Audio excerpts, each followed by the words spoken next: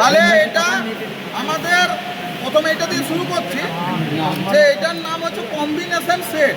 কেন combination set? কারণ অনেকগুলো জিনিসের কম্বাইন্ড আছে এটা, ঠিক আছে?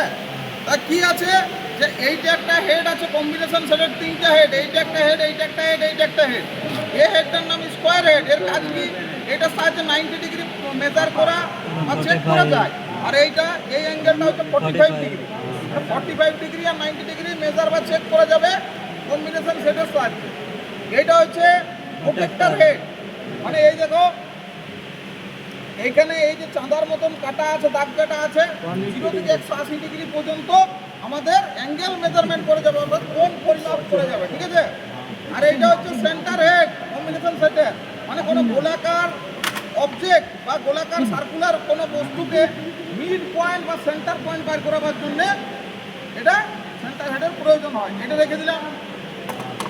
এইটা দেখো, এইটার নাম হচ্ছে অ্যালেঙ্কি। এখানে লেখা আছে, দেখো অ্যালেঙ্কি লেখা আছে। এটা অ্যালেঙ্কি বোল্টকে খোলার জন্য ব্যবহার করা হয়। অ্যালেঙ্কি বোল্ট বিভিন্ন মোটরসাইকেল, মেশিনের বিভিন্ন রকম পার্টস যেগুলো যুক্ত থাকে একটা অপরটার সঙ্গে, সেখানে অ্যালেঙ্কি বোল্ট যদি কোথাও থাকে তাহলে এইটা এইরকম ছোট অ্যালেঙ্কি আছে বিভিন্ন মাপের। কত থেকে কত আছে? এটা 1.5 থেকে 10 আছে, অর্থাৎ 1.5 mm থেকে 10 mm পর্যন্ত যে কোনো অ্যালেঙ্কি বোল্টকে এই অ্যালেঙ্কি পারে বা টাইপ করতে পারে। এবারে এইটা এইটা এটা কি? এইটা করলে পরিচর্যা করতে এইটা হচ্ছে ম্যানুয়াল আগর। ম্যানুয়াল আমরা কোনটাকে বলি? যে কাজটা আমরা হাতে করি, কোনো টুলস নিয়ে হাতে কাজ করি, সেটা হচ্ছে ম্যানুয়াল।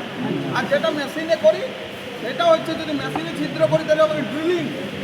আর যদি এইটা হ্যান্ডেলটা ধরে এইভাবে করি, ঘুরে ঘুরে কাঠকে ছিদ্র করি বা উঠতে হোল করি, সার্কুলার হোল, তখন এইটা ম্যানুয়াল আগরের সাহায্য করে যায়। এটা তো ম্যানুয়াল আগর বলা হয়, ঠিক আছে? এইটা দেখো, এটা হচ্ছে একটা স্পেনার। এটা কেমন স্পেনার? খোলা দেখো, দুটো শেষ ভাগ খোলা, দুটো শেষ ভাগ খোলা, মানে দুটো প্রান্ত ভাগ খোলা, অর্থাৎ বলবো ডবল এন্ডেড ওপেন। ঠিক আছে, প্রান্ত ভাগ খোলা বলবো double ended open spanner, double ended open spanner. এইটা হচ্ছে ম্যাগনিফাইং গ্লাস। মানে কোনো ছোট ছবি বা লেখাকে বা কোনো জবকে সঠিকভাবে সারফেস ফিনিশ হয়েছে কিনা সেইটা এইভাবে দেখলে আমরা বুঝবো যে ওখানে কোনো স্ক্র্যাচ আছে নাকি, এটা আমরা বুঝতে পারি, ঠিক আছে? ম্যাগনিফাইং গ্লাস মানে আতস্কার, ঠিক আছে? এইটা হচ্ছে হ্যাকসো।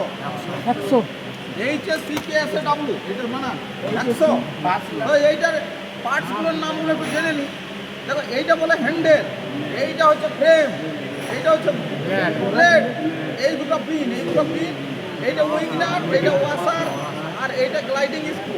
দেখো, এটা গ্লাইডিং স্ক্রু আমি দেখাবার জন্য আলাদাভাবে এনেছিলাম। এটা গ্লাইডিং স্ক্রু, আর এটা উইং নাট, আর এটা ওয়াশার। দেখো না, পরিষ্কার বুঝে যাবে, ঠিক আছে? আচ্ছা,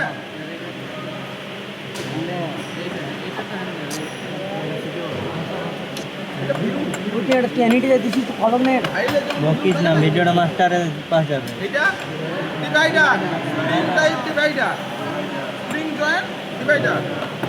এটা ট্রায়াঙ্গুলার ফাইল, এটা ডায়মন্ড পয়েন্ট সিজেল, এটা ইনসুলেটেড কম্বিনেশন প্লায়ার, ঠিক আছে?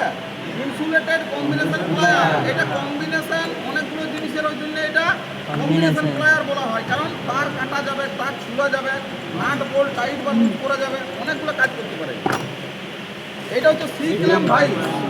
এটা কখন প্রয়োজন পড়ে না, যখন ধরো আমাদের মেশিন ভাইস বা ড্রিল ভাইস থাকে না, কোনো জবকে টেবিলের সঙ্গে ধরতে হবে, তখন এই সি ক্ল্যাম্প ভাইসের ব্যবহার করা হয়। একটা জব নিচের দিকে, টেবিলের নিচের দিকে, আর একটা জবের উপরের দিকে দিয়ে ওটাকে ক্ল্যাম্প করা হয়। আর এটা সিয়ের মতো দেখতে হচ্ছে সি ক্ল্যাম্প ভাইস, ঠিক আছে? এইটা বলা হবে কি আউটসাইড ক্যালিপার। কি বলা হবে? Outside caliper. কারণ দেখো, ইয়ার আউটসাইড ডায়াটাকে মাপতে গেছে আউটসাইড থেকে, কিন্তু এটা ইনডাইরেক্ট মেজারমেন্ট করে, ডাইরেক্ট না, ইনডাইরেক্ট মেজারিং ইনস্ট্রুমেন্ট।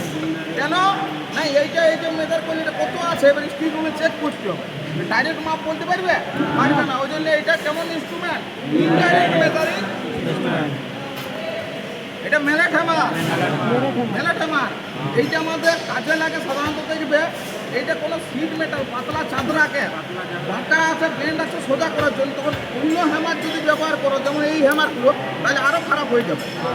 হ্যাঁ, এইটা হচ্ছে কোনো চাদরা এসব পাতলা চাদরাকে সোজা করার জন্য, অর্থাৎ সফট মেটালের উপরে স্ট্রাইক করা। হ্যামার কেমন টুল? স্ট্রাইকিং টুল।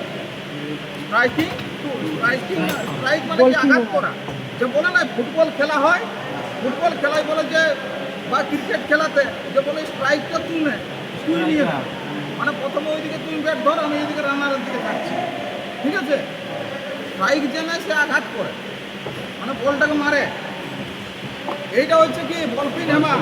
এইটার পার্টসগুলোর নাম দেখো, এটা হ্যান্ডেল, এটা ফেস, এটা পিন, এটা বলের মতন পিন, ওই দিনে বল পিন, এই দুটো গ্রুপ, আর এটা হচ্ছে চিক, এটা আই হোল, ঠিক আছে? এইটা কি কাজ করে? রিপেটিং পারপাসে ইউজ হয়।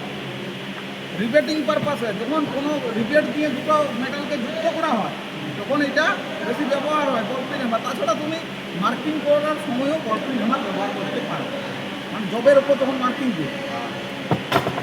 এটা জেনি ক্যালিপার, এর তিনটি নাম আছে, হার্মোপোটাইট ক্যালিপার, জেনি ক্যালিপার আর অডলাইট ক্যালিপার। এইটা কখন ব্যবহার হয়? যখন কোনো প্যারালাল লাইন টানতে হয়। মানে কীরকম? ধরো এইটা জবের শেষ এজটা, এইটা এইখানে লাগালে, হ্যাঁ, আর এইটা তুমি মনে করো স্টিলে বা হাইট গেজে বা কোনো জায়গাতে মাপতে নিয়েছ, বা ভার্নিয়ার ক্যালিপারে বা মাইক্রোমিটারে, আউটসাইড মাইক্রোমিটারে, যে এইটা ধরো 20 আছে, এটা মাপতে নিয়েছে, তাহলে এইটা এজটাই লাগায় এইভাবে সোজা দাগটা টেনে দিবে, প্যারালাল লাইন, মানে সমান্তরাল লাইন টানার জন্য। এইটা দেখো, এইটা এই দেখো, যখন কোনো স্ক্রুকে এরকম থাকবে, মানে যে দুদিকে কাটা থাকবে, তখন এই প্রান্তটা লাগিয়ে এটাকে টাইট বা লুজ স্ক্রুটাকে করা যায়। তো এইটাকে ফিলিপ স্ক্রু ড্রাইভার বলে। হ্যাঁ, ফিলিপ স্ক্রু ড্রাইভার। আর এইটা এমনি স্ক্রু ড্রাইভার, ঠিক আছে? স্ট্যান্ডার্ড স্ক্রু ড্রাইভার হলো। আর এইটা নাইলন হ্যামার, আর এটা ফ্ল্যাট বোল্ট সিটেল, এইটা ইউনিভার্সাল মার্কিং ব্লক, ঠিক আছে? এইটা এলবো, এটা ডিভাইডার, এইটা ট্রাইস্কোয়ার, এইটাকে স্টক বলে, এইটাকে ব্লেড বলে। এইটা আমার কত আছে? 150 mm বা 6 ইঞ্চি, দেখতে পাচ্ছ? এটা কি কাজ করে? এটা 90 ডিগ্রি মেজার বা করে বা চেক করে। হ্যাঁ, এটা হচ্ছে ক্লো হ্যামার, ঠিক আছে? এটা ওই পেরেক তোলার জন্য দেওয়াল থেকে। আচ্ছা, হ্যান্ড ভাইস, এটা স্টিল রোল, এটা প্রেসার প্লায়ার, আর এটা নিপেল, ঠিক আছে? আমি বলে দিলাম। এবার তোমরা ওই যে থেকে শুরু করো।